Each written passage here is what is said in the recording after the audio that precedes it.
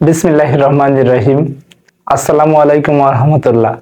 প্রিয় শিক্ষার্থীরা, welcome to মুমিনুলস teaching home. প্রিয় শিক্ষার্থীরা, এই ভিডিওটির মাধ্যমে তোমাদের নবম শ্রেণীর বিজ্ঞান বইয়ের প্রথম অধ্যায় বল, চাপ ও শক্তি, এই অধ্যায়ের একটি গুরুত্বপূর্ণ অংশ 1.5.2 নিউটনের মহাকর্ষ সূত্র সংজ্ঞা এবং ব্যাখ্যা সম্পর্কে আলোচনা করা হবে। বাড়তি কথা না বাড়িয়ে চলে যাচ্ছি ভিডিওর মূল আলোচনা অংশে।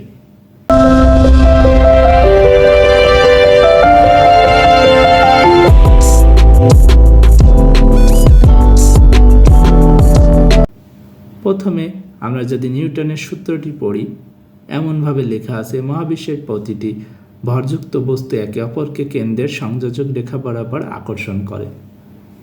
এই আকর্ষণ বলের মান বস্তু দুটির ভরের সমানুপাতিক এবং মধ্যবর্তী দূরত্বের বর্গের ব্যস্তানুপাতিক। আমরা এই সংজ্ঞাটা আরেকভাবেও বলতে পারি, মহাবিশ্বের প্রতিটি বস্তু পরস্পরকে আকর্ষণ করছে। এই আকর্ষণ বলের মান বস্তু দুটির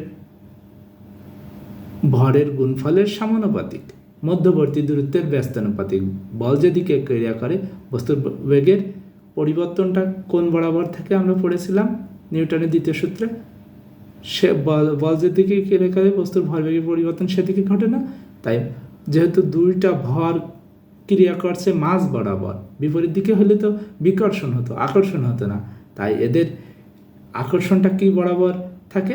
কেন্দ্র রেখা বরাবর, অর্থাৎ দুইটার দিকে মাঝ বরাবর একটা রেখা কল্পনা করলে সেই রেখা বরাবর এদের আকর্ষণ বল কাজ করে, তাই বলা হয়েছে। প্রিয় শিক্ষার্থীরা, তারপরে বলা হচ্ছে অর্থাৎ M1 ও M2 ভরের দুইটি বস্তু আর বড় হাতের আর দূরত্বে অবস্থিত, তাদের পরস্পরের মাঝে যে বল সৃষ্টি হয় তার পরিমাণ যদি F হয়, তাহলে গাণিতিকভাবে, অর্থাৎ এটা বিজ্ঞানীরা প্রমাণ করেছেন কিভাবে, F সমানুপাতিক M1 M2, আবার F সমানুপাতিক 1/r²। একসাথে লেখা যায় F সমানুপাতিক M1 M2 r²। এই সমানুপাতিক চিহ্ন তোলার জন্য একটা ধ্রুবক রাশির প্রয়োজন হয়, যেটা গ্র্যাভিটি হিসেবে কে নেওয়া হয়েছে। তাই F সমান লেখা যায় G M1 M2/d²। পাশের চিত্র দিয়ে আছে 1.9, দেখতে পাচ্ছ দুইটা বস্তু, সমভরের বস্তু M1 ও M2 ধরা হয়েছে এবং এদের মধ্যবর্তী দূরত্ব আর লেখা রয়েছে। এদের মধ্যবর্তী একটা আকর্ষণ বল কাজ করছে, যেটা আমরা একটা রেখার মাধ্যমে কল্পনা করেছি। পরবর্তীতে আমাদের পরের পৃষ্ঠায় দিয়ে আছে, এখানে জি হচ্ছে মহাকর্ষীয় ধ্রুবক, যার মান 6.67 × 10⁻⁻11 newton metre square per KG square.